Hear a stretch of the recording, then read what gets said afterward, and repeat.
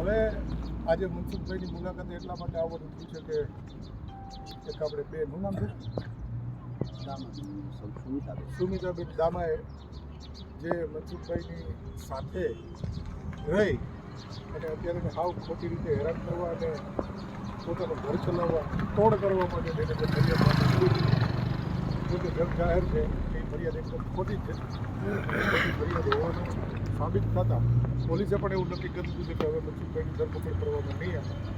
પણ આવા સમાજની અંદર જે કાર્ય કરતા હોય અને સમાજ માટે લડતા હોય એવા લોકોમાંથી આવા કંઈક ને કંઈક બનાવો તો બનતા જ રહેતા હોય.